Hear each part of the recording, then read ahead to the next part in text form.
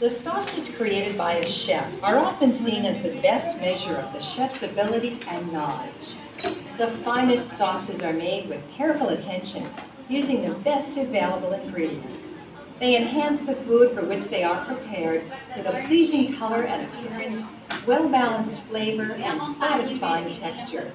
In this series of programs, we introduce you to sauces from the classic repertoire and to some of their contemporary variations.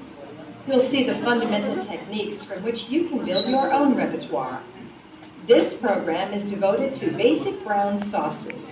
They are the foundations for innumerable small sauces, also called derivative sauces. Many culinary terms came from classical French kitchens. We will use commonly accepted terms which may differ from those used in other contexts. A century ago, in the time of the noted French chef Georges Auguste Escoffier, brown sauce typically meant sauce espagnole. Today, brown sauce commonly refers to one of these sauces. You can make any brown sauce derivative or small sauce, such as sauce forestière, from the first three, espagnole, demi-glace, and jus de volaille. Jus rôti refers to the sauce made from the drippings of a roast, such as pan gravy. We will demonstrate the making of these basic brown sauces. Their recipes will appear at the end of the program. Before we begin the techniques for brown sauce, we must talk about one of its essential ingredients, stock. Stocks used for brown sauces are made by simmering bones and meat trimmings, vegetables, and other aromatic ingredients in liquid. These brown stocks derive their color from the effects of browning bones and vegetables. The basic liquid of most brown sauces is brown stock. Students in Certified Master Chef Peter Michael's class learn how to prepare brown veal stock. First, some of the terms involved. Mirepoix is a standard flavoring combination, customarily comprised of 2 parts onion, 1 part carrot, and 1 part celery. Sachet d'épices is a bag of spices. The spices can be varied, but the standard sachet is comprised of parsley stems, dried thyme, bay leaf, and cracked peppercorns bound in a piece of cheesecloth. Garlic is optional. In a well-ordered kitchen, the utensils and ingredients are ready as needed. This is called mise en place, French for put in place. Now, the making of the stock. Brown meaty veal bones in hot oil, either on the stove or in the oven. They should be rinsed and dried well to facilitate browning and to prevent moisture from splattering in the hot oil. Veal bones are from young animals. They provide more of the protein substance called gelatin than the bones of older animals. Gelatin gives the stock its body and viscosity. The meat gives the bones added flavor. To the browned bones, add the appropriate amount of cold water. The bones are just covered by water. By definition, a stock pot is taller than it is wide. Producing good brown stock requires a long cooking time. This batch will simmer a minimum of 6 hours. Raising the temperature slowly releases the impurities and allows them to collect for skimming. Periodically, remove these unwanted materials with a skimmer, the right utensil for the job. To prepare the vegetables before adding them to the stock, brown the mirepoix in hot oil, starting with the onions and carrots. Use the pan in which you roasted the bones. Then add the celery. When the sugars in the vegetables turn brown, it is called caramelization. Now cook out some tomato product. You could use tomato puree or tomato trimmings. Here it is tomato paste. As it cooks, some of its acidity is removed. The term pincé is also used to describe the browning of the tomato paste. Be careful to brown, not burn. After the stock has been simmering for about 5 hours, add the browned mirepoix and tomato paste. The roasting pan has already been deglazed. That means a liquid has been used to remove the fond, the flavorful browned bits that cling to the bottom of the pan. Add the sachet d'épices and secure it for easy removal later. Maintain a simmer for another hour, skimming as needed.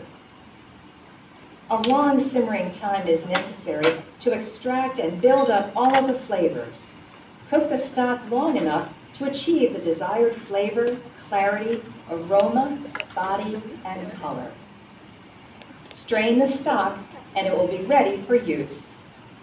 It is accepted wisdom that the quality of the stock largely determines the quality of the sauce. It is well worth knowing the traditional methods of making stock, but today chefs have the option of using commercial preparations that are far less time-consuming and as simple as following the directions on the label. The best bases are those which have the same ingredients as stock. Read the ingredient list to verify that salt is not the first and dominant ingredient. This is the sign of an inferior product. Now, Chef Henry Rapp will demonstrate the making of Espagnole, one of the classic brown sauces. To the French chefs of a couple of centuries ago, it was of Spanish origin, which explains its name. Espagnole is made by combining brown stock and roux. Roux is a thickening agent. It is a combination of 60% flour and 40% fat, cooked until it reaches the desired color, in this case, brown. Flour is mixed in with the clarified butter used here. Then it is heated at a moderate temperature for a few minutes, either on the stove or in the oven. The length of heating time determines its color. The longer it is cooked, the darker it becomes. The classic colors of roux are white, pale or blonde, and brown. Traditionally, brown sauces were prepared with brown roux. Now to sauce Espagnole. For his Espagnole, Chef Rapp first browns the mirepoix in hot oil. He pinces the tomato product. Here it is tomato paste, to reduce its acidity and to add to the color of the Espagnole. He cooks out the paste for several minutes. The brown stock is then ladled in. The whole mixture is transferred to a stock pot and brought to a simmer. Some of the hot stock is whisked into the prepared roux, which is cooler than the stock. This intermediate step makes it easier to incorporate the roux into the sauce mixture. Add the roux gradually. Simmer the sauce for 2 to 3 hours. As the sauce simmers, the heat makes the liquid circulate, a process known as convection. Offset the pot slightly so that the impurities can collect to one side. Skim them as necessary. A standard sachet is added to simmer for the last hour of cooking time. Cook until the Espagnole achieves the desired thick gravy-like consistency. Remove the sachet bag before straining. The sauce may be strained through a fine mesh sieve, or use the milking method of straining. Dampen a piece of cheesecloth to compress the loose threads. Place the cloth over a mixing bowl. The weight of a spoon will assist the action of milking. 2 people then hold the ends of the cloth over a large mixing bowl and rock it gently.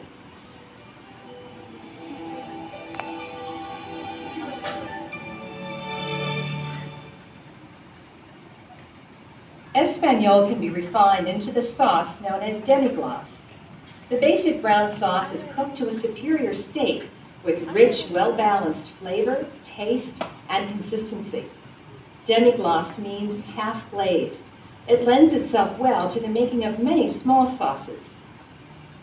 Demi-glace is made with equal parts of Espagnole and brown veal stock. Combine Espagnole and brown stock in one pot and reduce the combination by half. This means that 1/2 of the original quantity will be left in the pot as a result of the evaporation of the moisture through cooking, a process called reduction. Reducing the liquid will intensify the flavor of the sauce. Simmering constantly and skimming as needed will eliminate any floury texture or flavor. The amount of reduction now depends on the desired final consistency and flavor. Check the sauce periodically. This sauce needs further reduction. After reducing by about half, the sauce should have the right strength and taste. It should have a glossy appearance and a rich flavor. Do not underestimate the importance of tasting and refining your sense of taste. After straining the sauce, your demi-glace should taste good enough to serve as is.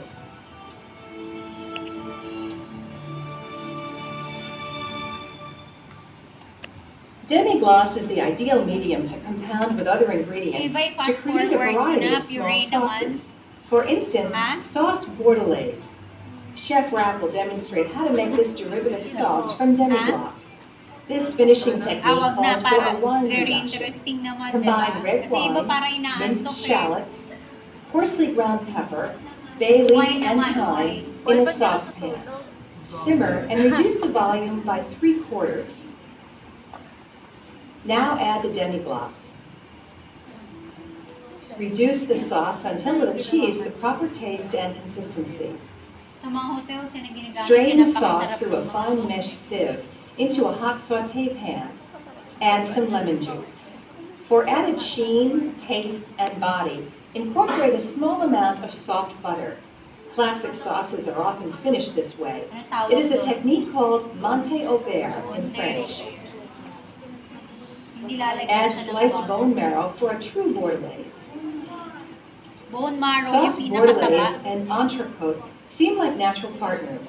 Here, Chef Rapp complements them with haricots verts and potatoes Anna, an excellent way to dress up demi-glace for presentation. 1.5 ounces to 2 ounces is just about the right amount of sauce for a dish like this. Another brown sauce which lends itself well to the making of small or derivative sauces is jus de veau lié. Jus de veau is a flavorful fortified brown veal stock. Lié means it is thickened with a pure starch like arrowroot, cornstarch, or potato starch. The mise en place consists of roasted veal bones, caramelized mirepoix and tomato paste, a sachet d'épices, and brown veal stock. The thickening agent the chef chooses is arrowroot, diluted with a cool liquid, a mixture called a slurry. Arrowroot has superior thickening properties, so you can use less, making it more efficient. It is also more stable, meaning it will hold the sauce together longer. First, simmer the vegetables, roasted bones, and meaty trim in the brown veal stock for 2.5 to 3 hours. This is the method by which the brown veal stock is fortified with additional flavor. Skim as necessary. An hour before straining, add the sachet d'épices. When the sauce is ready, remove the sachet and strain the sauce through a strainer to remove the solids, and then through cheesecloth. Bring the strained sauce to a boil. Add the slurry slowly so you can monitor its thickening action. In many establishments, the stock is held and thickened as needed.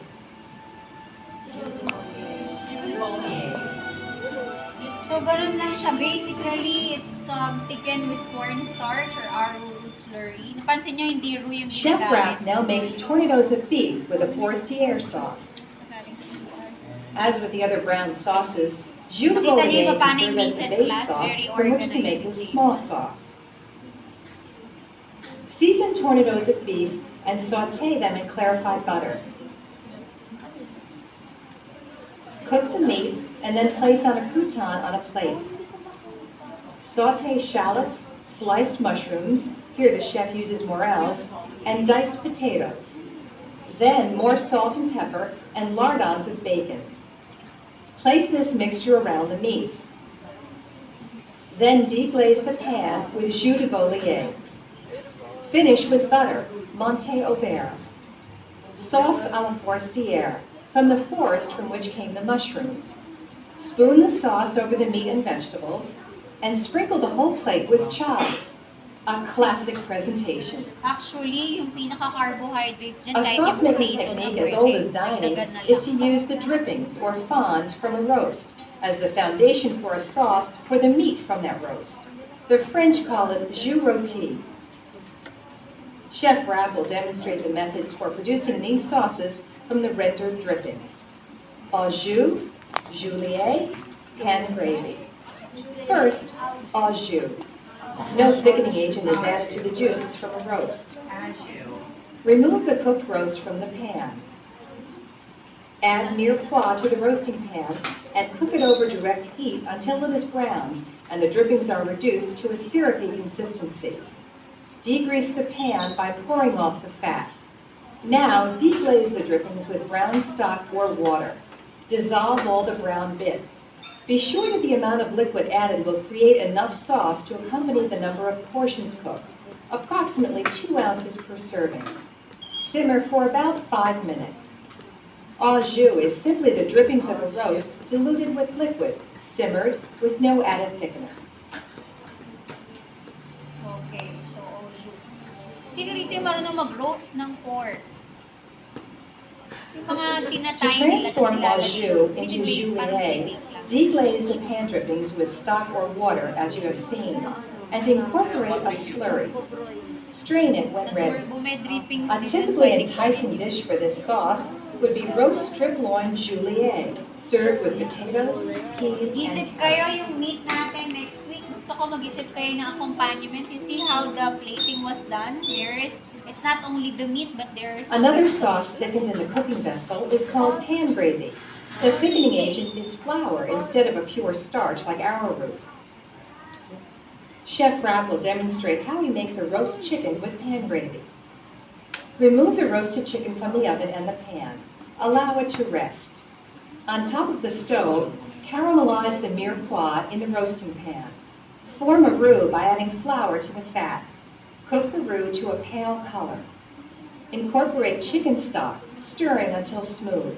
The stock should be cooler than the roux so they combine more easily. Simmer the gravy about 5 minutes, or until the proper consistency and flavor have been achieved. Strain the gravy through a fine mesh sieve. Season it to taste. Here, Chef Rapp gets the chicken ready for serving. He adds garlic mashed potatoes with fried garlic chips and a medley of roasted pearl onions, green beans, and carrots to create a warm home-style dish. Sino yung gagawa ng burger steak? Pwede yun, may mashed potato. Another use of Naisip scale niyo in na kung sauce paano making i-design. is the making of glace de viande, which is French for meat glaze. Glace de viande carries intense concentrated flavor and serves many purposes. Glace can be made by reducing stock, but traditionally it was made by reducing remoulage. Remoulage, French for re-wetting, is the liquid produced by simmering bones a second time. Here, Chef Rapp demonstrates Nakita niya how to paano make glace de naging gelatin viande yung from ground veal stock. It's because of the Simmer the collagen. stock, skimming as needed. As the stock reduces, transfer it to smaller and smaller pots. Simmer until it can coat a spoon. Then strain it. Since glace de viande has many uses, having it stored and ready for use is a good idea. Put it in a cup for storage in the refrigerator, Yan, for or advanced freeze it in preparation. small portions. These are some of the uses of glace. If you reconstitute it with water, you have a stock with a slightly darker color. A piece of glace can serve the same function as one of the commercial bases. You may strengthen a stock, sauce, or pan gravy with a piece of glace, or even fortify a commercial base with it. As a glaze, glace de viande can be used to flavor a grilled meat, like this piece of beef. Glace de viande can also be a flavorful complement to a vegetable dish, such as with these sliced Jerusalem artichokes. Glace de viande is a good way to extend the use of stock, which is so time-consuming and labor-intensive Malalaman to kung make. tama na yung thickness kung nag-coat na sa spoon. Holding That's and one storing test. stocks and Para sauces alamin safely is also an consistency. important component of sauce making. It is vital to follow all local regulations in order to guarantee the safety of your customers. The danger zone in which illness-causing pathogens thrive falls within 40 and 140 degrees Fahrenheit. If a food remains in the zone for 2 hours or more, consider it unsafe. When you plan to refrigerate a sauce, first bring the temperature down before putting it away. One method is to lower the temperature in an ice bath within 2 hours. Stirring will accelerate the release of the heat. Refrigerate it when the temperature goes below 40 degrees Fahrenheit. Common sense rules of cleanliness and safety and attention to detail should prevail in any kitchen environment. And fresh, good quality ingredients will always make your creations better, whether they are sauces or something else. Beer po, pinaprepare natin. As you have seen, The basic brown sauces lend themselves Okay, to a please wide listen to the variety of review. applications. The brown sauces we have shown you, Espagnole, demi-glace, jus de voliere, and the variations of jus rôti, are from the classic repertoire of culinary arts. They are the source for innumerable variations and derivations. Experience will teach you not only technique, but taste. You will learn to judge quality and make the appropriate adjustments. Build from the basics. In other programs in this series, you may learn about the white sauces, velouté and bechamel, tomato sauce, and emulsified sauces like hollandaise, mayonnaise, and vinaigrette.